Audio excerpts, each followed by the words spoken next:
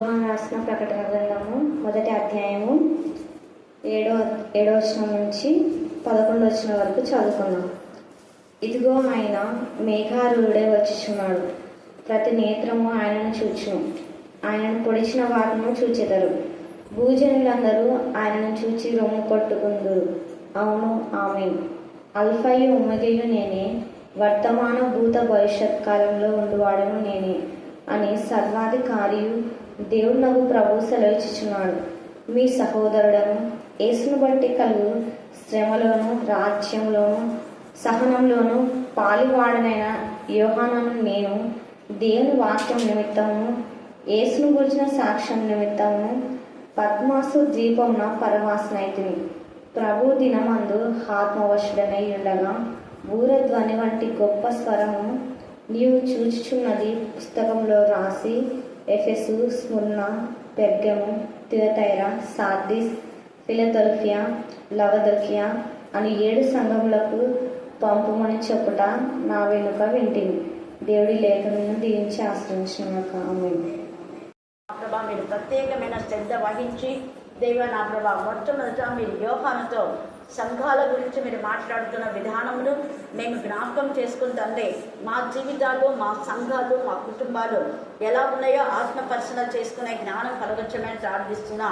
దేవా నా ప్రభ నా తండ్రి, మరి పరమగీతంలో 6వ అధ్యాయం 10వ వచనంలో చెప్పబడిన రీతిగా నా ప్రభ నా తండ్రి, మరి చంద్రబింబం అంతా అందమైనటువంటి ఆత్మ సౌందర్యం కలిగినటువంటి సంఘముగా దేవ నా ప్రభ నా తండ్రి, సూర్యుని అంత నా తండ్రి స్వచ్ఛమైన నా ప్రభ నా తండ్రి, మరి విధానమైనటువంటి విధానంలో నా ప్రభ నా తండ్రి, సూర్య తేజస్తో ఉన్నటువంటి సంఘంగా నా ప్రభ నా తండ్రి, సైన్యం కలిగినటువంటి సంఘంగా నా ప్రభ, సైన్యాధిపతిని కలిగినటువంటి సంఘంగా నా ప్రభ నా తండ్రి, మడతైనను మచ్చైనను నా ప్రభ లేకుండా నా తండ్రి, కలంకమైనను లేకుండా నిర్దోషమైన సంఘంగా, నిష్కలంకమైన సంఘంగా నా ప్రభ మా సంఘంలో మీ ఎదుట నిలవలాగున మీ యొక్క కృపా సాముదాయించడానికి ప్రార్థిస్తున్నాం. ఈ రాత్రి కాల సమయంలో ప్రతి కుటుంబం ఒక సంఘమని గుర్తించగల జ్ఞానం కలుగుచేయండి తండ్రి. 2 లేక 3 ఎక్కడ ఉంటారో అక్కడ నేను ఉంటాను మీరు సెలవిచ్చారు. దేవా నా ప్రభ, ఆ ఇంటికి మీరు శిరస్సుగా ఉన్నారు, ఆ సంఘానికి మీరు శిరస్సుగా ఉన్నారు. మీలో మేము అవయవంలో ఉండగా నా ప్రభ, శిరస్సు అయిన మీకు మేము లోబడే జీవితం కలగచ్చమని ప్రార్థిస్తున్నాం. శిరస్సు అయిన మీరు పరిశుద్ధంగా ఉన్నారు కాబట్టి అవయవమైన మేము కూడా పరిశుద్ధంగా అంటుకట్టబడడానికి మీకు కృపా సముదాయించండి తండ్రి. నేను పరిశుద్ధత నుంచి అతి పరిశుద్ధులోనికి మమ్మల్ని నడిపించమని ప్రార్థిస్తున్నాం. అందుకని శిష్యులతో ఇష్టంలో గద్దించి పాత్రలుగా బంధించమని ప్రార్థిస్తున్నాం. విరాత్రి కాలచందు మీరు ఆత్మలో ప్రేరేపింపజేసి నడిపించే ప్రతి ఒక్కరి బట్టి మీకు ఆచరిస్తున్నాం. ప్రత్యేక రీతిలో ఇంప్రూవ్మెంట్ కట్టే బిడ్డలకు జ్ఞానాన్ని వివేకాన్ని మీరు దాయిచేయండి ప్రభా. అంకితకు మీరు ఇచ్చిన స్వస్థను బట్టి నీకు ఆచరిస్తున్నాం. మరి అలాగే నా ప్రభా నాగరాజు వాళ్ళన్న కుమార్తె కూడా తండ్రి పూర్ణ ఆరోగ్యం పూర్ణ బలం మీరు కలుగుతారు. వెన్నాడు చిన్న మీరు లైఫ్ తండ్రి. అప్పుడే నా ప్రభా ఎల్ఎల్బి కట్టడానికి మార్గం చాలా చేయండి తండ్రి. అలాగే చిన్నారి పవన్ నా ప్రభ నా తండ్రి ఎంఎస్సీలో నా తండ్రి దేవా మీరు అప్పుడే సీట్ ఇస్తున్నారు మీకు ఆచరిస్తున్నాం. డిగ్రీ రాసిన పిల్లలందరూ కూడా పీజీ వెళ్ళడానికి మార్గం చాలా చేయండి తండ్రి. అలాగే నా ప్రభా దూర ప్రాంతంలో మమతను కూడా మీరు జ్ఞాపకం చేసుకొని అవి అర్థం చేసుకునే జ్ఞానం మీరు కలుగజేయండి తండ్రి. శైలిని మీ జ్ఞానాత్మకం మీరు నింపమని ప్రార్థిస్తున్నాం. అయ్యా మీకే స్తోత్రం, మీకే స్తోత్రం, మీకే స్తోత్రం, మీకే స్తోత్రం. చిన్న బిడ్డల బ్లెస్సింగ్ బట్టి, మహిళని బట్టి, అనుభూషణ బట్టి, కీర్తిని బట్టి తండ్రి దేవా జ్యోతిని శ్వేత మీ జ్ఞానాత్మకత నింపండి. బిడ్డల వాక్యంలో ప్రార్థనలో ఎదిగి నేను గర్వపరచడానికి మీ కృప దాయిచ్చండి తండ్రి. చక్రీలో ఉన్న ప్రతి బలహీనత నా ఏసునామను గద్దించి పాత్రలుగా బంధించమని ప్రార్థిస్తున్నాం. గొంతు రాబడి నుండి కళ్ళ మంటల నుంచి నా ప్రభా మీరే విడిపించమని, ఇన్ఫెక్షన్ నుంచి విడిపించమని ప్రార్థిస్తున్నాం. మీరు మాత్రమే స్వస్థపరిచి యెహోవాగా ఉన్నందుకు నీకు ఆచరిస్తున్నాం. 3 భాగాలుగా మనము ఈ యొక్క 1వ అధ్యాయంలో ధ్యానం చేసుకున్నాము. ఈరోజు మనము సంఘముల గురించి ప్రత్యేకంగా యేసయ్య యోహానుతో మాట్లాడడమే సంఘాల గురించి మాట్లాడుతున్నాం మొదట. కాబట్టి సంఘం అంటే ఆయనకి ఎంత ఇష్టమో అన్న సంఘం యొక్క ఉనికిని గురించి మనం తెలుసుకోబోతున్నాం. ఈ యొక్క సంఘాల గురించి పాత నిబంధనలో ఇక పరమగీతంలో తేటగా మాట్లాడతారు. అక్కడ చదవండి. పరమగీతంలో 6వ అధ్యాయము 10వ వచనం. సంధ్యారాగము అంటున్నాడు కదా. సంధ్యారాగం అంటే మీకు అంతా చదువుకున్న వాళ్ళు చాలా మంది ఉన్నారు, తెలుసు మీకు. సంధ్యారాగము చూపట్టుచు చంద్రబింబమంతా అందము అంటే సంఘము. సంధ్యారాగము అంటే సంధ్య వేళ ప్రశాంతంగా ఉంటది. సంఘాలు ప్రశాంతంగా ఉండాలి, అల్లరందని గొడవ కాదు. సంధ్యారాగం అంటే పీస్గా ఉంటారన్నమాట, పీస్ఫుల్ కదా, ప్రశాంతంగా రెస్ట్ తీసుకున్నటువంటి టైం అని కూడా చెప్పుకోవచ్చు. ప్రభువులో మనం విశ్రమించాలి. ప్రభువును స్తుతించడం, వాక్యం చదవడం, ధ్యానం చేయడం, ప్రార్థించడం, ప్రభువులో విశ్రమించేటటువంటి ఆ జీవితం అన్నమాట. అందుకే ఇక్కడ అంటున్నాడు కదా, ఎంత చక్కగా మాట్లాడుతున్నాడు. తర్వాత సంధ్యా రాగము అని చెప్పి చంద్రబింబమంతా అందం. ఎంత అందరి సంఘము ఒక అందమైన విధానంలో ఉండాలి, అందవికారంగా కాదు.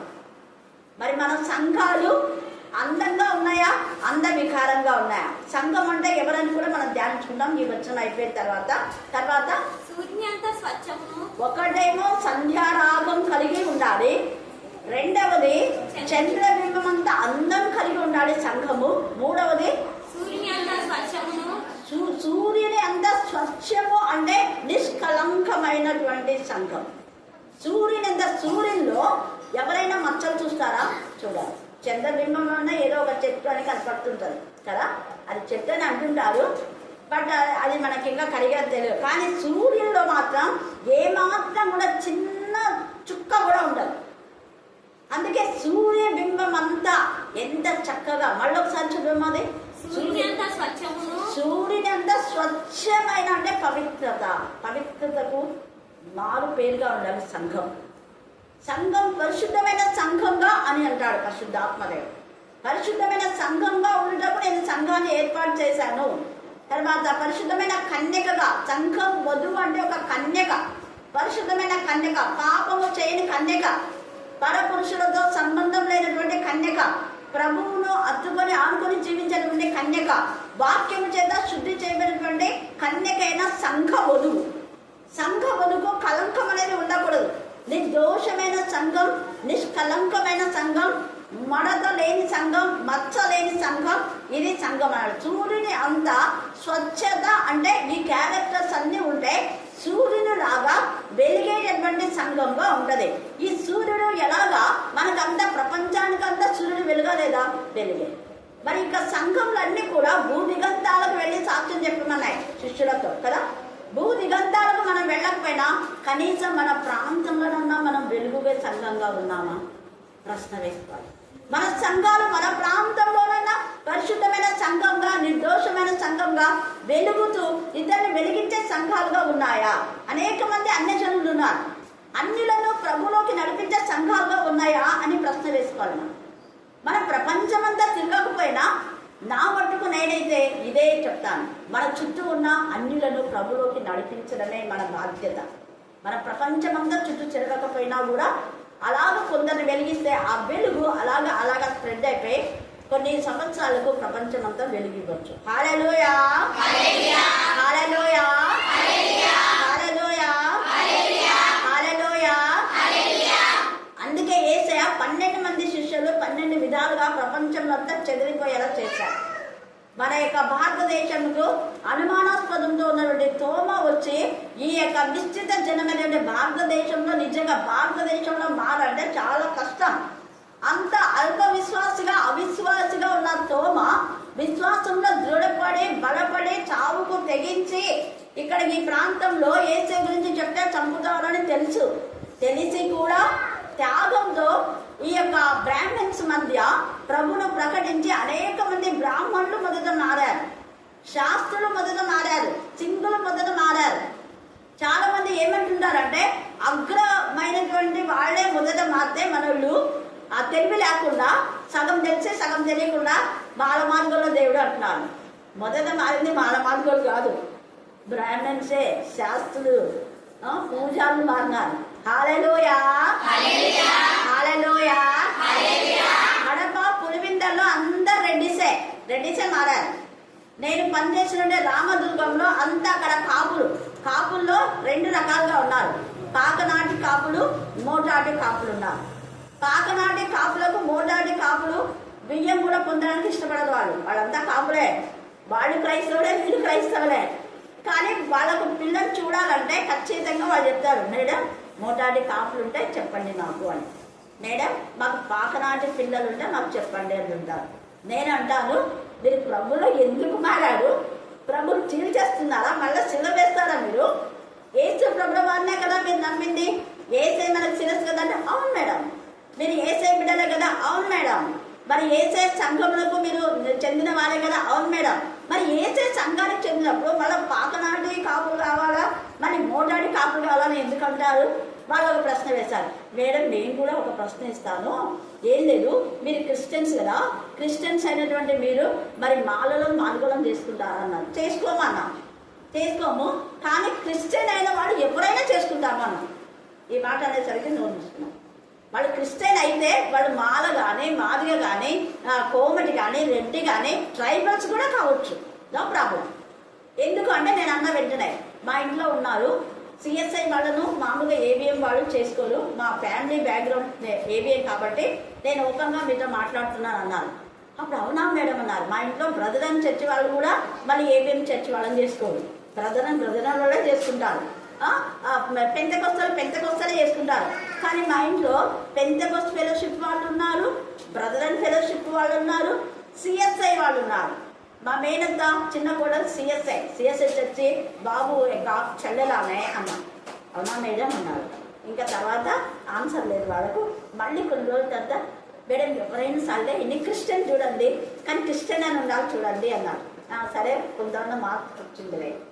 కాబట్టి మనము క్రీస్తులో ఉన్నాం.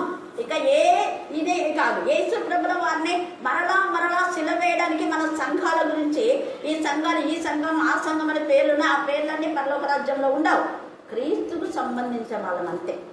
క్రీస్తు రక్తంలో కడగబడినాం, క్రీస్తు బంధువులో మనము, క్రీస్తు యొక్క మరి ఆ శిరస్సును కలిగి ఉన్న వాళ్ళం, ఆయన నామంలో ఉన్నాం. కాబట్టి మనమందరం కూడా మతం, కులం, జాతి, తెగ ఏం లేదు, అందరం ఒకటే. హల్లెలూయా, హల్లెలూయా, హల్లెలూయా.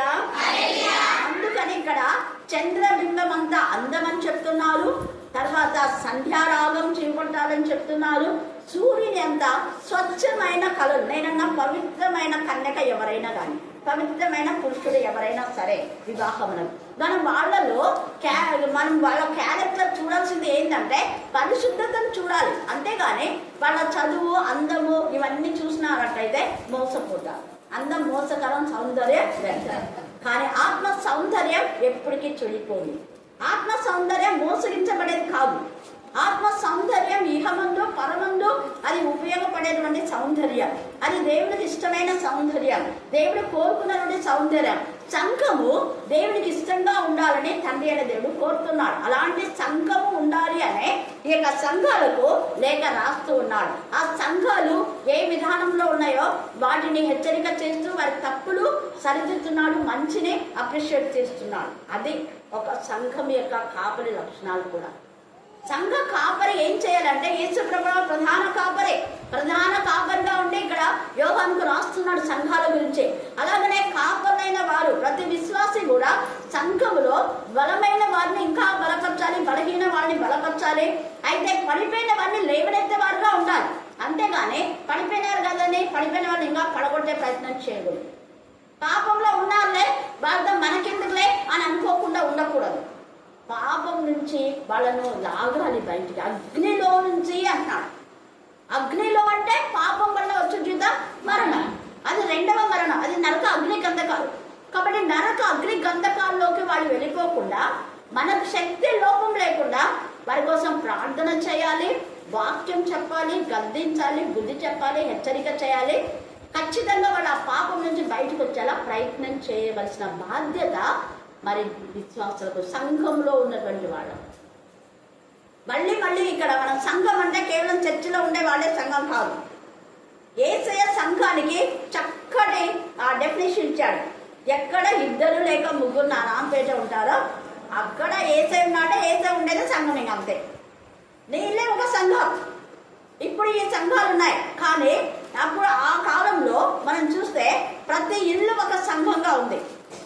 ఇళ్ళంతా ప్రతి ఇంటిలో. అందుకే మనం ఈ యొక్క కొత్త నిబంధన చదివేటప్పుడంతా కూడా రోమ రాసిన పత్రికలో నుంచి మిగతా పత్రికలంతా పౌలు ఫలాని వాళ్ళ ఇంట్లో ఉన్న సంఘం, లుదియా ఇంట్లో ఒక సంఘం, అకులా ప్రిస్కిల్లా వాళ్ళ ఇంట్లో సంఘం, పేతురు వాళ్ళ ఇంట్లో ఒక సంఘం, కొన్నేలి వాళ్ళ ఇంట్లో సంఘం, కదా ఎన్ని సంఘాలు ఉన్నాయి.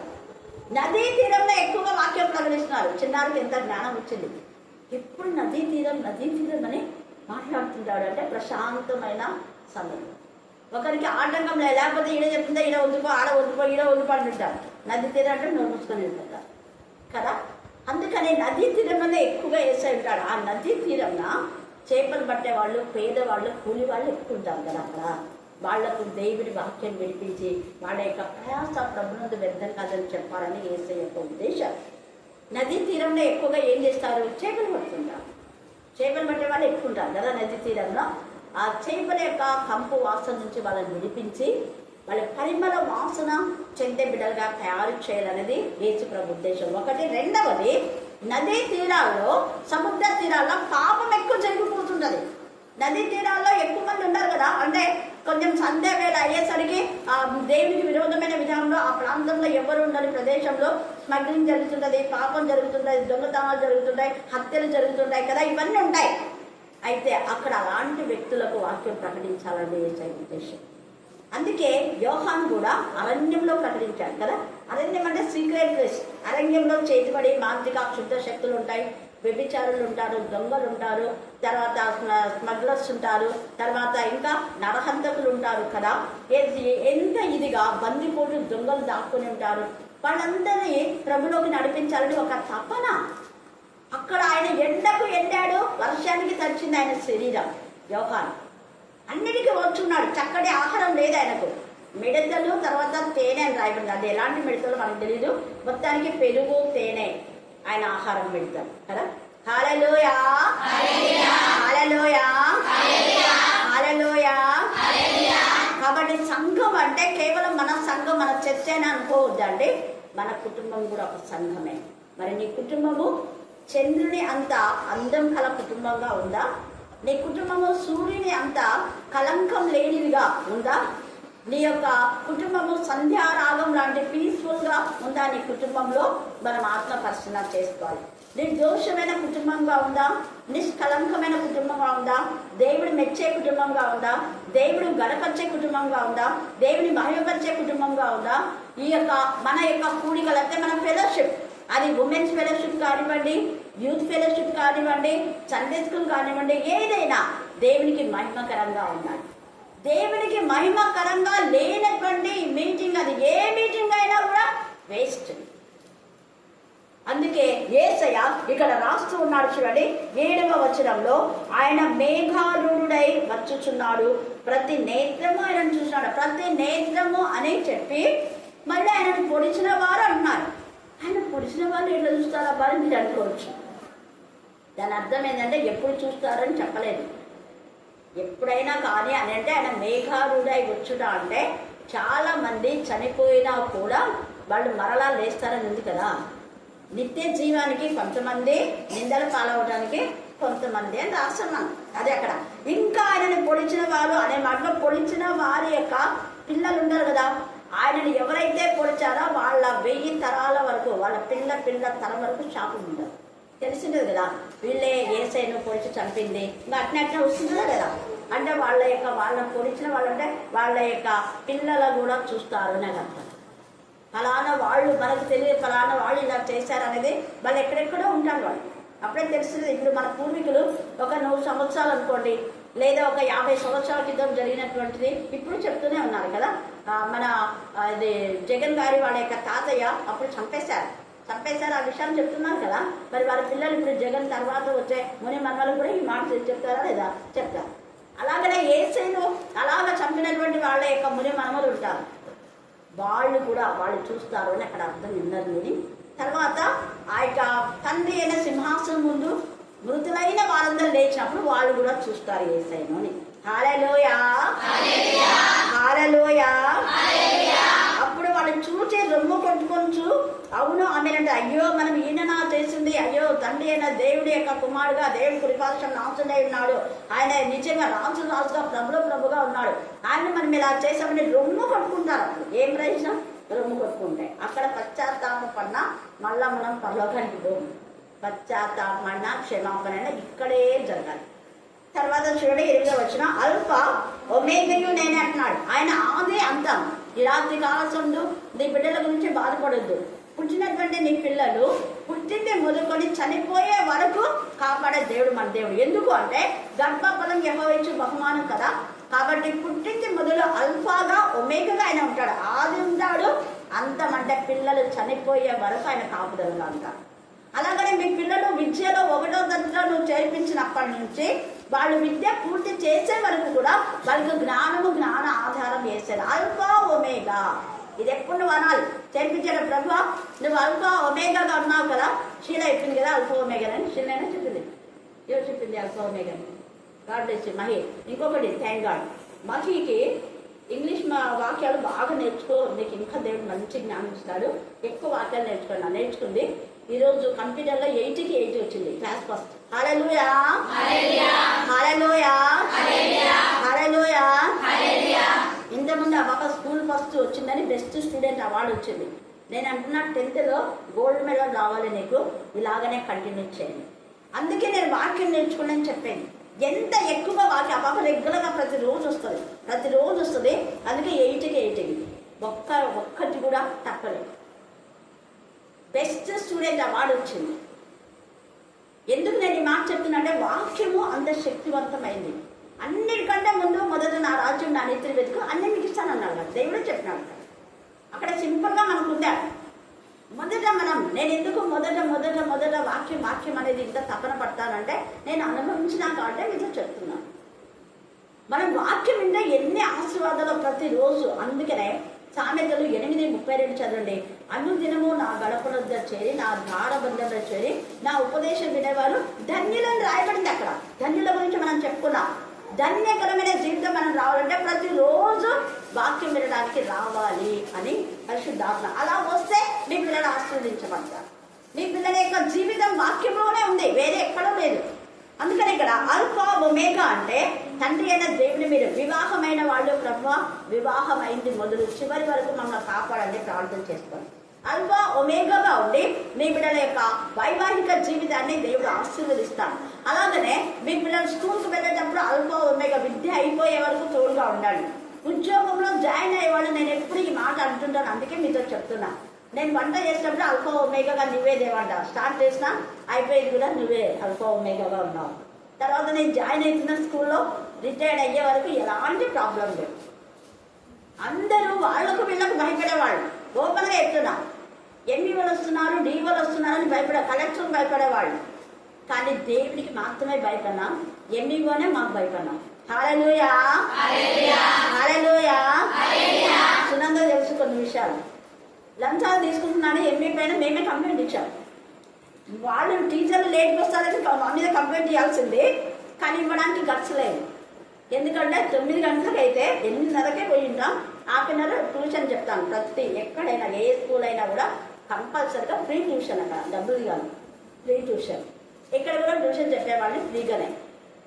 అంటే ఇంటి దగ్గర ఉండే వాళ్ళకు ఇంటి దగ్గర, వేరే ఊళ్ళో ఉంటే అక్కడ. ఎందుకు నేను ఈ మాట చెప్తున్నా అంటే మనం కరెక్ట్గా ఉన్నప్పుడు మనం చూసి అధికారులు భయపడాలి, అధికారులకు మనం కాదు భయపడవలసింది. అందుకనే పరిశుద్ధాత్మదేవుడి అల్ఫా ఒమేగా దేవ ఉద్యోగంలో చేస్తున్న చివరి దాకా కాపాడాడు దేవుడు. హల్లెలూయా హల్లెలూయా. తర్వాత ఏమన్నాడు చూడండి, వర్తమాన భూత భవిష్యత్ కాలంలో ఉండు వాడను. వర్తమానంలో ఇప్పుడు కానీ రాబోయే జీవితంలో కూడా మనకు తోడుగా ఉంటాడు. దీన్ని అల్ఫా ఒమేగా అని అర్థం. నేనే అని సర్వాధికారియు దేవుడు నాకు ప్రభు సెలవించుతున్నాడు. కాబట్టి అల్ఫా ఒమేగాలో ఉన్న దేవునికి మనల్ని మన పిల్లల్ని అప్పగించాలి, మన పనిని అప్పగించాలి. దేవా ఈ పని పూర్తి చేస్తున్నాం, పొలం పనులు మొదలు పెడుతున్నాం ప్రభా, చివరి పంట వరకు నీవే అల్ఫా ఒమేగాగా ఉండాలి రోజు అనండి. మేము దేవా ఈ పనిని రోజు మీకు వచ్చినటువంటి ఆ యొక్క అమౌంట్ ఏదైనా, దేవా ఈ కూలి వచ్చింది అల్ఫా ఒమేగా ఉన్నావు దేవా, మళ్ళా నేను కూలి తీసేంత వరకు ఈ కూలి నిలవాలి. ఈ కూలీలో ఎంత కొంత నిలిచేదా కూడా అయిపోయి కొట్టుకొని మళ్ళీ ఎదురు చూడడం వద్దు ప్రభువా అని చెయ్యండి. ఎంతగా ఆశీర్వదిస్తాడో. అందుకని అప్పట్లో వాళ్ళంతా కూడా పిడికిలో బియ్యం అని చాలా బ్రచ్చడయ్యేవాళ్ళు. ప్రతిరోజు కొంచెం పిడికిలు తీయకపోయినా కొంచెమైనా మీరు తీసిపెట్టండి, ఎంత ఆశీర్వాదమో చూడండి, చాలా ఆశీర్వాదం. అలాగని మీకు వచ్చిన దాంట్లో ₹1 తీసిపెట్టండి, ఎక్కువ. ఇప్పుడు ₹10 లేవు కాబట్టి ₹10 అంటే మీకు ₹10 చెప్తామండి. ఎంతైనా దేవుని కోసం తీస్తున్నావు అన్నది, దేవుణ్ణి జ్ఞాపకం చేసుకుంటున్నావు అన్నది మాత్రమే దేవుని చూస్తాడు. ఎంత ఇచ్చావని చూడడు. ఏం 10 రూపాయలు ఇస్తున్నావా నువ్వు అది చూడడు. నువ్వు 1000 ఇచ్చినా 100 ఇచ్చినా ఎంత ఇచ్చినా దేవుని దృష్టిలో మనం ఇస్తున్నామా లేదా అన్నది ఒక్కటే చూస్తాడు. దేవుని జ్ఞాపకం చేసుకున్నాం అన్నది ముఖ్యంగా దేవునికి ఇష్టం. నన్ను జ్ఞాపకం చేసుకున్నాడు కదా. మనకి ఇక్కడ ఎవరి భిక్షలు లేకపోయినా ఒక విధవరాలు ఏదైనా ఉంటే ఆమె పిడికిన అన్నం పెట్టండి, కొంచెమే ఒక ముద్ద అన్నం పెట్టండి, ఎంత ఆశ్చర్యంగా చూసుకోండి. చాలా చాలా బ్లెస్సింగ్స్. ఇక్కడ భిక్షలు ఎక్కువ రారు కాబట్టి అక్కడ వస్తారు. రోజు నేను వండిన దాంట్లో కొంచెం అన్నం తీసి వాళ్ళకి వేస్తాను. చికారి వాళ్ళు పేదలు చాలా మంది ఉంటారు అక్కడ మా పక్కన. అలా చేయడం ఎంత ఆశీర్వాదమో అంత ఆశీర్వాదం. అందుకనే ఇక్కడ ఏమంటున్నాడు, ప్రతిదీ మనం ఆల్ఫా ఒమేగా. తర్వాత అంటున్నాడు చూడండి 9వ వచనంలో, మీ సహోదరును యేసుని బట్టి కలుగు శ్రమలోను రాజ్యంలోను సహనంలోను పాల్వాడనైన యోహాను నేను దేవుని వాక్యం నిమిత్తం. మనం ఎంత శ్రమపడుతున్నాం? వాక్యం కోసం మనం శ్రమపడుతున్నామా? వాక్యం కోసం సహనం కలిగి ఉన్నామా? వాక్యంలో మనం దేవుని కోసం భాగస్తులుగా ఉంటున్నామా? ఇంత లేకపోయినా అర్ధగంట వాక్యం వినండి అని చెప్తానండి. శ్రమ పడకపోయినా ఎక్కువ ఏమీ పని చేయకపోయినా అర్ధగంట దేవుని వాక్యం వింటే మీకు ఆశీర్వాదం. మీ కుటుంబాలు పీస్ఫుల్గా ఉంటాయి, అందమైన కుటుంబాలు ఉంటాయి, సంధ్యారాగం లాంటి కుటుంబాలు ఉంటాయి, సూర్యుని అంతా మరి స్వచ్ఛమైనవి కలంకం లేని కుటుంబాలుగా ఉంటాయి. మీ కుటుంబం పైన ఎవరు మచ్చ లేని కుటుంబాలుగా ఉంటాయి. అందుకని ఇక్కడ పరిశుద్ధ ఆత్మదేవుడు మాట్లాడుతూ ఉన్నాను. తర్వాత చూడండి, ఆ ప్రభువు దినమందు ఆత్మవశుడై ఉండగా అంటున్నాడు. ఆత్మవశం అంటే ఆత్మ అధీనంలో ఉండాలి. తండ్రి అనే దేవుడు చెప్పిన మాట చెప్పినట్టుగా చేసేది ఆత్మ అధీనంలో. మరి మనం ఆత్మ అధీనంలో ఉన్నామా? బ్రహ్మపరచ ఆత్మ అధీనం. బ్రహ్మపరచ ఆత్మ దేవుని సన్నిధికి రాకుండా చేస్తుంది. ఏం పోతావులే, ఏం వింటావులే, ఎప్పుడో ఒకసారి పోలే, ఏం రోజు పోవాలా ఏమన్నా అట్నే ఎదురులే చలవమక, మనకు తెలీదా మన పనులు అనే మాట బ్రహ్మపరచ ఆత్మ చెప్తుంది. ఆత్మ వశంలో ఉన్నప్పుడు అమ్మ పోతే నాకు ఆశీర్వాదం, అది అక్క గారి ఆశీర్వాదం, పోతే నాకు ఆశీర్వాదం అని వస్తా. హల్లెలూయా, హల్లెలూయా. దేవునికి మహిమ, మనకు ఆశీర్వాదం, నాకు సంతోషం, నాకు సంతోషం అవుతుంది. ఆత్మంగా పిల్లలు ఎదుగుతున్నారు కదా, దేవునికి మహిమ. తద్వారా నీకు ఆశీర్వాదం. ఆశీర్వదించబడాలి అంటే మనం ఇలా చేయాలి. తర్వాత లాస్ట్గా మనం సాక్షి బిడ్డలుగా ఉండాలి. ఆత్మ అధీనంలో ఉంటే దేవుని విషయమైన విషయాల్లో మనం ఆసక్తి కలిగి ఉంటాం. తర్వాత ఇక్కడ ఏమంటున్నాడంటే, యేసును కూర్చోండి సాక్ష్యము అంటే ఇక్కడ మాత్రమే చెప్పేది కాదు. ఇక్కడ చెప్పొచ్చు, చర్చిలో చెప్పొచ్చు, ఇంటి పక్కన చెప్పొచ్చు, పొలంలో చెప్పొచ్చు. ఎంత సాక్షి చెప్తే అంత ఆశీర్వాదం. ఒకసారి చెప్తే ఒకటి ఆశీర్వాదమే. మళ్ళీ చెప్తున్నాను, ఎన్ని మారులు మనకు రోజు ఎన్ని సాక్ష్యాలు ఉన్నాయి. నేను అందుకే వాక్యం చెప్పడం అంతా ఎవరో ఒకరి గురించి చెప్తానే ఉంటాను. తండ్రి అయిన దేవుడు మనకు సాక్ష్యం చెప్పేవాడుగా మన పక్షంగా విజ్ఞాపన చేస్తున్నాడు, మన పక్షంగా సాక్ష్యం ఇస్తాడు. కాబట్టి ప్రభుని గురించినటువంటి మేళ్ళని మనం ఎప్పుడు మానక సాక్షి జీవితాన్ని మనం కలిగి ఉందాం. అందుకనే ఇంకా ఆ తర్వాత అంతా కూడా నీవు చూస్తున్నది పుస్తకంలో రాసే 7 సంఘాలకు రాయమని చెప్తాడు. సంఘముల పట్ల ఆయన ఎంత ప్రణాళిక కలిగి మనమంతా కూడా వధువు సంఘంగా ఉండాలని ఇష్టపడుతున్నాడు. తండ్రి అయిన దేవుని చిత్తం ప్రకారంగా మనము ఇక చంద్రుని అంత మరి అందం కలిగి మరి సంధ్యారాగమును మనం చూపెట్టుతూ మరి సూర్యుని అంతా మరి స్వచ్ఛమైనటువంటి కలంకం లేని విధానంలో ఆ సూర్యునిలాగా మనం ఎంతగా నిజంగా దేవునికి మహిమకరంగా మచ్చ లేకుండా నిర్దోషమైనటువంటి బిడ్డగా నిష్కలంకమైన బిడ్డగా ఉందాం. దేవుడు ఈ లేఖన భాగాన్ని దీవించి ఆశీర్వదించుగాక. ఆమేన్, ఆమేన్, ఆమేన్. ఈ సమయమందు చివరి ప్రార్థన. ప్రేమగల మా ప్రభ, జీవం గల మా నాయన నీ పాదములకు స్తుతి స్తోత్రములు తండ్రి. పగలంతా ఈ మమ్మల్ని కాచి కాపాడిన ప్రభ, ఇక సాయంకాల సమయంలో నా తండ్రి మమ్మల్ని నీ యొక్క ఆత్మీయ తల్లి అయిన స్థలంకి చెందగల మమ్మల్ని చేసినందుకు నీకు స్తుతులు స్తోత్రం తండ్రి. మేము వ్యర్థంగా కాలయాపన చేయక నా తండ్రి మరొక సమయం ఉన్నప్పుడు నిన్ను స్తుతించి నిన్ను ఆరాధించి గణపరచు వారంగా నీ సాక్షులుగా ఈ లోకంలో మేము జీవించడానికి నీ కృప చేతి మమ్మల్ని అందరినీ ఆయత్తపరచండి అయ్యా. నీకే స్తోత్రం, నీకే స్తోత్రం, నీకే స్తోత్రం తండ్రి.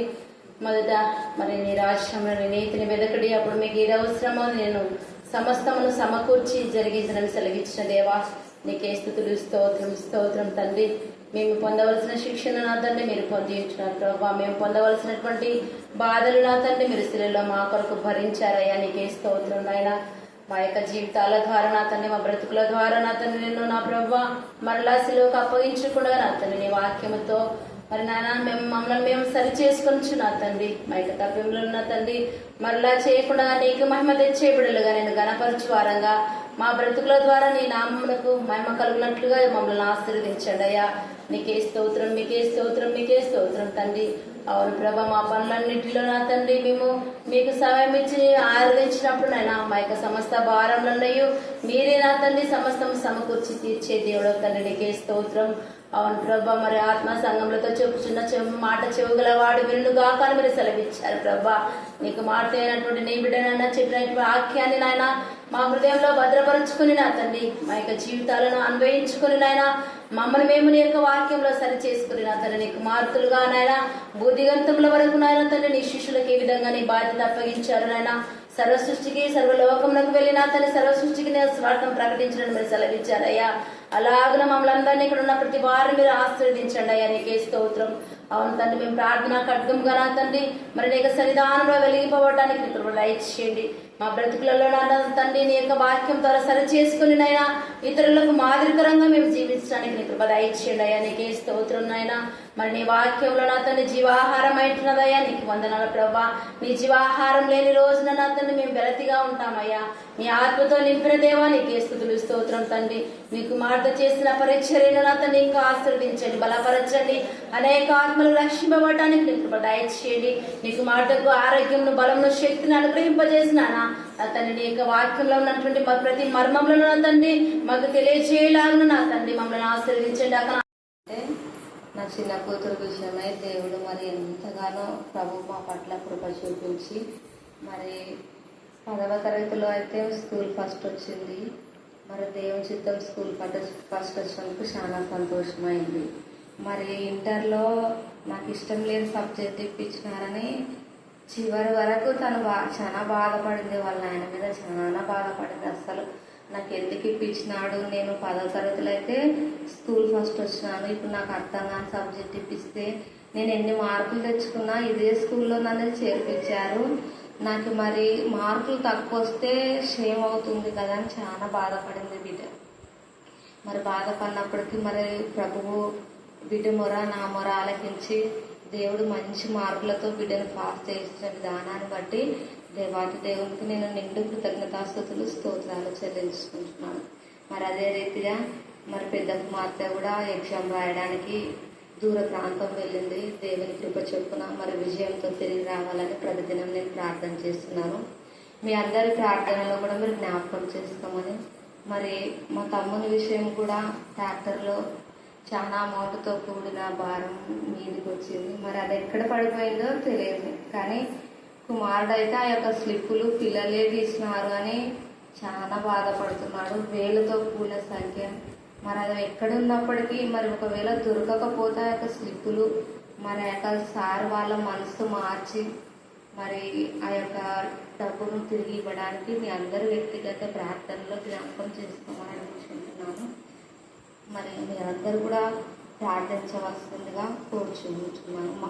సారు వాళ్ళకి మంచి మనసు కలగజేసి మరి ఆ యొక్క కష్టాన్ని వ్యర్థం కాకున్నట్లు దేవుడు సహాయం చేస్తాడని నేను నమ్మచ్చు. మీ అందరికీ మనవి చేస్తున్నాను. మీ యొక్క ప్రత్యేక ప్రార్థనలో మరి మా కుటుంబం విషయంలో మీరు జ్ఞాపకం చేసుకోమని కోరుచుంటున్నాను. దేవుడి యొక్క సాక్ష్యాలను జీవించి ఆశీర్వదించుగాక. ఆమె మరి ముఖ్యం 7:30కు వస్తున్నారు. అక్కడ నుండి కారు వచ్చిందే ఇక్కడ సైడ్ గుంత ఉన్నది. కారు తప్పించి ఇక్కడ గుంతలేకి ముగ్గురు పడిపోయినారు. ముగ్గురు గుంతలేకి పడి 7:30 అప్పుడు మొబ్బుకు పడిపోయినారు. మంచు లోతుందంట గుంత. మంచు లోతున్నప్పుడు గుంతలోన పడినప్పుడు బండి అక్కడ సైడ్ పడింది. వాళ్ళు ముగ్గురు కలిసి ఒకరి మీద ఒకరు పడినాక మేము చనిపోతామని వాళ్ళకి ఏడ్చినారు. వాళ్ళకి లేయడానికి కూడా శక్తి లేకుంటే అక్కడ నుండి ఒక పాల యాన వచ్చింది. అక్కడ నుండి 2 గొర్రెల వాళ్ళు వస్తున్నారంట. వాళ్ళు ఎవరో పడిరని వాళ్ళు చూసి ఇంకా చనిపోయినామా మేము బతికమేమని వాళ్ళు చాలా ఏడ్చినారు. అరపుకే వాళ్ళు వచ్చి లేయలేకపోతున్నారు. 4 మనుషులు లేపుకొచ్చి వాటి మీద పండేసినారు. అప్పుడు వాళ్ళకి తేలికొచ్చింది. అంత రంగ పడినా దేవుడు ఏది కాలేదు. అమ్మ కోటిగా ఎమక పరిచింది, నాన్నకి భుజం మీద పరిచింది. దేవునికి వందనాలు. కరోనా మినిస్ట్రీని బట్టి నాకు వందనాలు. ఆత్మీయతలు నేను మా కుటుంబాల కోసం ఎంతో ప్రార్థిస్తుంది. ఇంకా మా కుటుంబాల కోసం మీరు ప్రార్థించాలని ఈ సిని సాక్ష్యాన్ని దేవుడు దీవించింది గాక. ఆమేన్, ఆమేన్.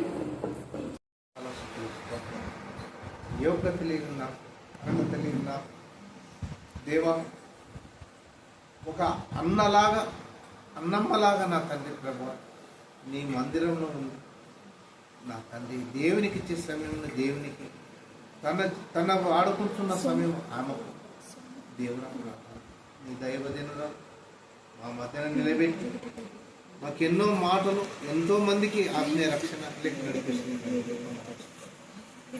దేవానికి స్తుతి స్తుతి స్తుతి స్తుతి స్తుతి స్తుతి స్తుతి స్తోత్రములు స్తోత్రములు. పరిశుద్ధుడా పరిశుద్ధుడా పరిశుద్ధుడా పరిశుద్ధుడా పరిశుద్ధుడా పరిశుద్ధుడా పరిశుద్ధుడా పరిశుద్ధుడా పరిశుద్ధుడా పరిశుద్ధుడా పరిశుద్ధుడా నీకే స్తోత్రం నీకే స్తోత్రం నీకే స్తోత్రం నీకే స్తోత్రము తండ్రి. పరిశుద్ధుడా యేసు ప్రభువా నాయనా తండ్రి చిన్న మందప్పుడు దేవా నా తండ్రి నేను ఆశించినట్లు నీటి వాగుల కొరకు దుప్పి ఆశించినట్లు నా ప్రాణం ఆశించింది. నా ప్రాణానికి జీవం కలిగిన మాటల ద్వారా నన్ను తృప్తిపరచండి.